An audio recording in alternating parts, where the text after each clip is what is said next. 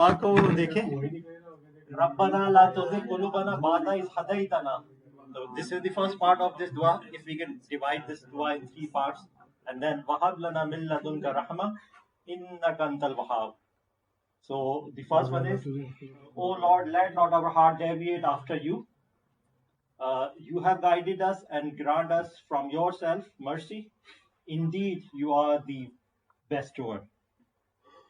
So this is the dua for steadfastness, remaining firm in faith, and for Allah's mercy. So that's the dua.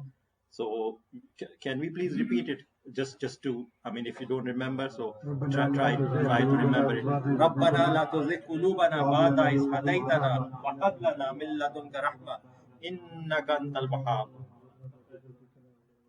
Okay. So this dua is in chapter 3. The chapter name is Tilka Rasul. Surah name is Al-Imran, and this is Madni Surah. And Surah number is 3, ayat number is 8.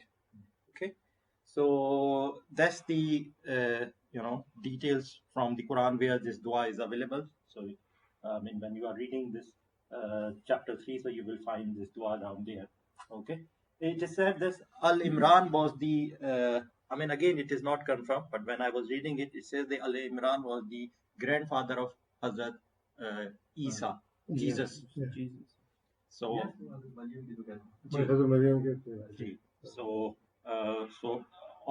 but it is not confirmed. Okay, so, but what we can remember that Imran was, whoever the Imran was, he was a pious person, and the prophets have come, into their descendancy. Was he the prophet? No, he was not the No, prophet. no. So, but anyway, so just to give you the idea of Al Imran, because this surah name is Al Imran. Ali Imran, yeah.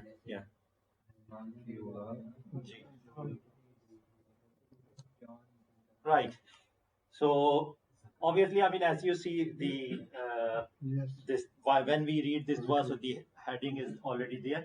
So for steadfastness, for remaining firm in the faith, for Allah's mercy, and then the benefits of this dua include the guidance.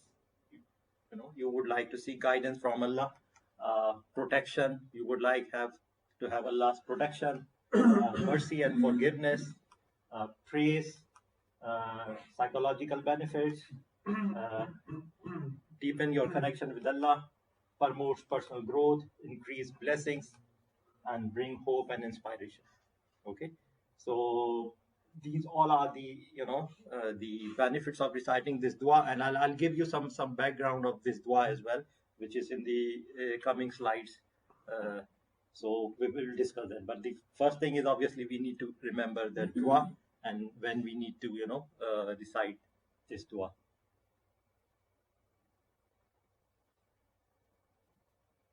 Okay, so as I was saying, like there are three parts of this dua. So we'll bring the point here. Yes. So Rabbana la tuzigh qulubana ba'da idh hadaytana. So, O Lord, let not our heart deviate from you after you have guided us. So this is the first part. Okay. The second part is wahab lana min ladunka rahma, and grant us from yourself mercy. That's the second part of this dua. And the third part is innaka antal wahhab. Indeed, you are the best steward. बेशक तू बहुत ज्यादा देने वाला है. So you are, in the end, you are praising Al Wahhab, which is one of the adjective names of Allah. Yeah. So that's what. So this is how, I mean, you can remember it. And just to I'll just, in the next slide we are going to discuss the background of dua, so you can also relate it, that all the things which are given here, then when we are reciting this dua, so you will be able to make more sense out of it. Okay, so all we need to do, we need to try to remember it and read it as much as we can. Okay, do we move ahead? Okay, right. So this is the dua, and as you see, this photo that we have here, so it will give you some context of it. So the background of this dua is related to Battle of Uhud, okay, ghazwahuhad. Okay, so and it happened in the third year of Hijrah. Okay, this was the second military encounter between Makkans and Muslims, because Prophet peace be upon had migrated to Medina, and then there was the first ghazwa battle, which was ghazwa Badr, and after this, in the third year of Hijri, it was this battle happened, ghazwa Uhud, and Uhud is the name of a mountain. Okay, so still when you go there, you can visit that mountain. Okay, so this is where that this happened. Uh, because because of this first battle that we had, the Ghazwa Badr. So Muslim had won that, and there was a huge difference between the number of Muslims and the non-Muslims, and but still the Muslims were managed to win that battle. So the non-Muslims, they, or the Makkans at that time, so they really had a kind of a anger, and they were really furious that they lost it against such a small number of people. So they were really, kind of a, they started kind of a gathering together and started for this kind of, for this battle. They were really preparing for it. And you, in the next slide, you would see further details that how much difference was there between Muslims and the non-Muslim, the Makkans. So they really wanted to, take over their pride, and so they were really looking forward to this battle. It's as you see, like it's a this dua is a plea for steadfastness and mercy in the face of these trials at that time. It can relate it. It reflects that the believer requests divine guidance and protection from deviation after having been guided to the right path. Like they were guided to the right path, but this battle they couldn't win. The Muslims has a lot of like they kind of lost in the end this battle. So that's where this dua kind of links it. It also includes mercy from Allah, acknowledging this supreme bestower. Uh, One more thing, like this dua is found in the same surah that mentions the Battle of Uhud. Okay, the Quran does not explicitly state this dua was revealed specifically in relation to the Battle of Uhud. So just to, you know, mostly or most of the time people say yes, this dua relates to this Battle of Uhud, but it is not again confirmed. Okay, or maybe if you need to confirm it, ask some alim or some mufti sahab, but that's what I have read about this dua. Okay, but since this dua is in the same surah where it is talk about Battle of Ahad, so and we can link it from there. Okay, right. So in the next slide that I have got, it has the details of this ghazwa Ahad, or Battle of Ahad. Ghazwa, I mean, if somebody doesn't know that, we say where the Prophet, peace be upon, has participated himself in that battle. So we call it ghazwa in Arabic. Okay, so that where the Prophet himself, participated in the battle and led it. So that's called ghazwa. Okay, so that's why we call it ghazwa. So let me bring all the details of it. So okay, so as I did mention, like this battle was on the valley of, or the mountain Uhud, near Medina. Okay, it was led by Prophet peace be upon him, and you see the difference that the Quraysh, the tribe which came from Makkah, led by Abu Sufyan, was equipped with 3,000 infantry, 3,000 camels, and 200 horsemen. Okay, so that was the size of their army. Okay, and in contrast to Muslim had only 700 infantry, 50 archers, and 4 horsemen. Huge difference. Okay, so such a huge difference that we see. Just 4 horsemen, and you see 200 horsemen, 3,000 camels, and 3,000 infantry against 700. So that was the difference. So again, Prophet peace be upon him, because he participated in this, he led this battle. So what he did, he devised a strategy for it, and he said, like, the 50 archers that we have, they will be there at the mountain, and they will be protecting the rest of the people, Muslims who are fighting, on the ground. So on the mountain there will be 50 archers, and rest of the people will be fighting on the ground. So that's what he said, and he said that those 50 archers, in any case, they are not going to leave their places, so they would remain down there. Okay, so just to give you the scenario, the idea. So and that's what it says, that uh, uh, I mean, it talks about Battle of Badr, ghazwah Badr. There was again at that point, at that in the first battle, there was a massive army, logistic, uh, with Makkah and Quraysh, their soldiers.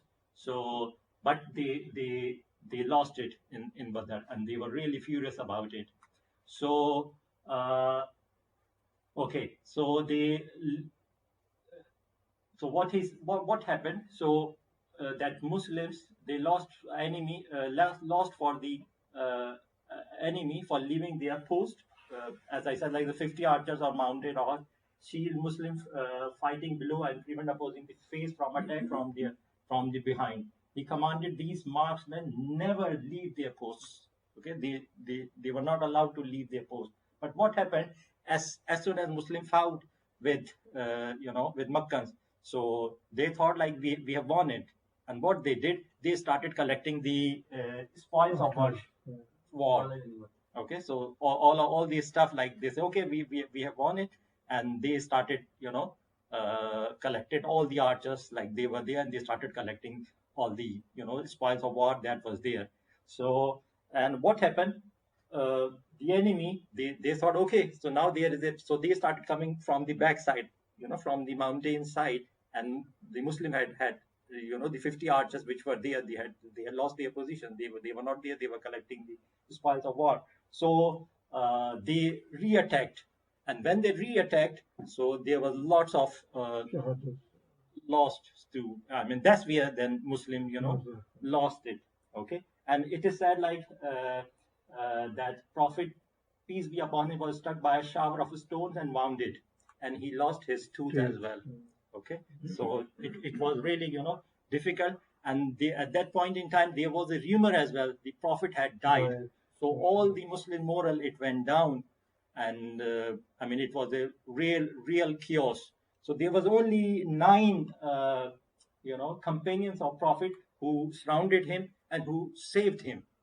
And out of those 9, 6 had received shahada, and only 3 were remaining. So it was a really difficult time, and then the divine help came to save them, because Allah protected Prophet peace be upon him. So it was one of the difficult battle which had been won, but since they did not listen to the command of Prophet peace be upon him, he said, you never leave those posts, those 50 archers. They lost it, and as a result of that, Muslims, they lost this battle, and Prophet was injured, and when there was a rumor that Prophet had died, so it was such a chaos, and moral got down, and but those companions, they saved it. Just those 9 companions saved Prophet peace be upon him, and how much they did fight and saved, and it was, I mean, you can just think up, just imagine, just think about it. This is really uh, like, yeah, it was a very difficult situation, and they died, and Prophet lost his, he was wounded, he lost his tooth as well, and it said that 4 of his uh, teeth were lost in this battle, but definitely the tooth were, I mean, we are not confirmed about the numbers, but there was the Hamza, who was the chacha of Hazrat Muhammad, he lost his life as well. yeah. Yeah. So that's how, I mean, this is so important. So that's why, if you go back and have a look at this dua. So that makes more sense, because you are you know the right path. Muslim knew the right path, but they they got kind of a deviated from that. They didn't remain steadfast fast on that. So because of that, they you know they lost that fight, and Prophet was injured. Uh, so I mean, this all had happened.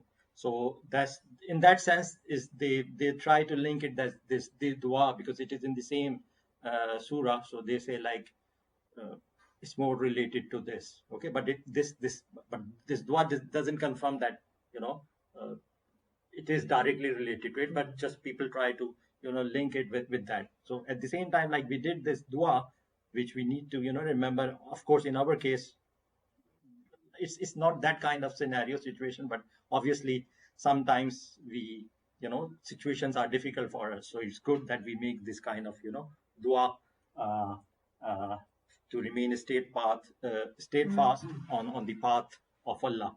Okay, and keep asking mercy from Allah. So that's the dua that we had, and that's the background of this dua uh, that I wanted to share. So any thoughts, anything you would like to share on that, please?